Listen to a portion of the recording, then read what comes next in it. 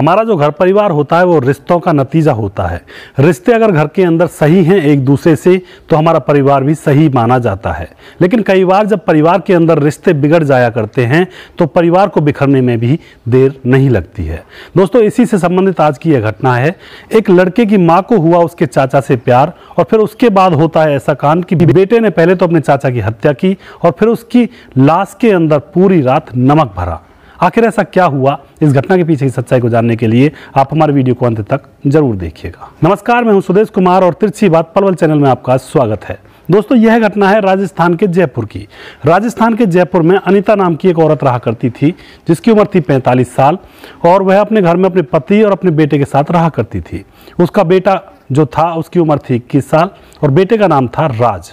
दोस्तों, आराम से वह अपने घर में रह रहे होते हैं। तभी क्या होता है, अनीता की नज़रें अपने ही देवर जिसका नाम शशि होता है उससे मिलने लगती हैं। और जो शशि होता है उसका अंडमान निकोबार में कोई बिजनेस है, यानी कि अच्छा पैसे वाला इंसान है।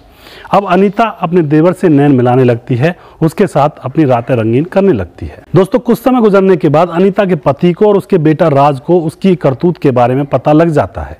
तो उसका बेटा उससे कुछ नहीं कहता है, बस खून के घूंट को पीकर रह जाता है और उसका पति उससे झगड़ा करने लगता है। अब उनके घर में रोज रोज झगड़े होने लगते हैं और झगड़ों से परेशान होकर अनीता अपने पति को तलाक दे देती है और अपने बेटे राज को, जो कि 20 साल का है, उसको लेकर एक अलग घर में, किराए के घर में रहने लगती है।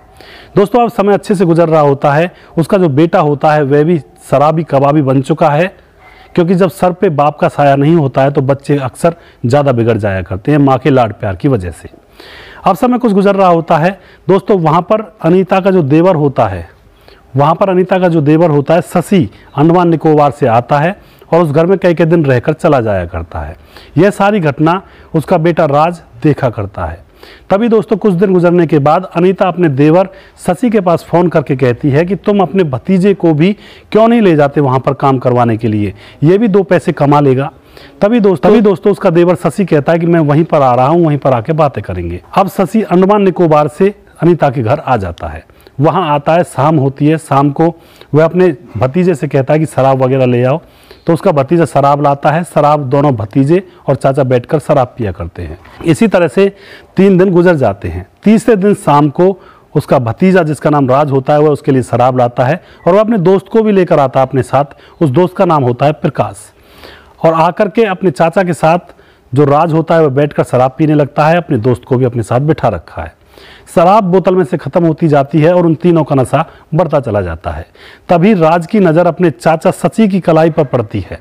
शशि की कलाई पर उसकी माँ का नाम गोदा हुआ था अंग्रेजी में। तभी वह बेटा राज अपने चाचा से कहता है कि चाचा ये क्या है। तो उसका चाचा शराब में टन्न था, नशे में धुत था।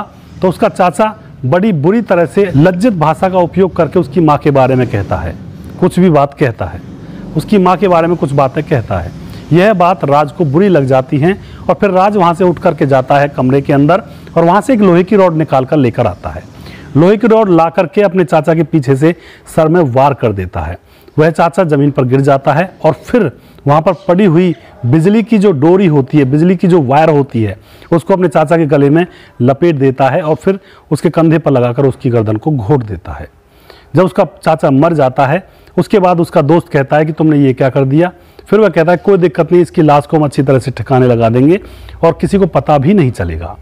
तभी दोस्तों रात भर वह शराब पीते रहते हैं दोनों दोस्त, राज और उसका दोस्त जिसका नाम होता है प्रकाश, और यूट्यूब पर शराब को ठिकाने लगाने के तौर तरीके ढूंढने लगते हैं। तभी यूट्यूब पर सारी चीज़ें देखने के बाद वह नमक लाते हैं और नमक को वह अपने चाचा के मुँह में भरता है, पेट को चीर कर उसमें भर देता है और फिर उसके बाद उसको पॉलीथीन में पैक करके रख देता है। दोस्तों, फिर सुबह होती है। सुबह 4-5 बजे का समय था। वह उस लाश को गाड़ी में रखकर जंगल की तरफ ले जाते हैं और वहां पर गड्ढा खोदकर गाड़ी से उस लाश को खींचकर उस गड्ढे में डाल रहे होते हैं। तभी उनके ऊपर नजर एक किसान की पड़ जाती है। वह आस पड़ोस के लोगों को इकट्ठा करता है, वहां पर आ जाते हैं। इतने में ही राज अपने चाचा की डेड बॉडी को दफन कर देता है, उसके ऊपर मिट्टी डाल देता है। गाँव वाले कहते हैं कि इसमें क्या था। तो राज बताता है कि हम शूटिंग कर रहे थे, यूट्यूब पर वीडियो बनाना है। लेकिन गांव वाले ये कहते हैं कि दिखाओ वीडियो कहाँ है। तो वह वीडियो नहीं दिखा पाते हैं। तभी वहाँ से राज का दोस्त जिसका नाम प्रकाश होता है वह फरार हो जाता है। राज को लोग पकड़ लेते हैं, पुलिस को बुलाया जाता है। पुलिस उनसे डायरेक्ट पूछती है कि तुमने ऐसा क्यों किया है, क्या है इसके अंदर। तो राज सारी घटना पुलिस के सामने बयां कर देता है कि यह मेरे चाचा की डेड बॉडी है, इस तरह का वाक्य मेरे साथ हुआ है। तो दोस्तों पुलिस उसको अरेस्ट कर लेती है, उसको जेल भेज दिया जाता है, मुकदमा दर्ज किया जाता है। अब क्या मिला राज को यहाँ पर और असली गलती किसकी थी, क्या आप यह बताना चाहेंगे?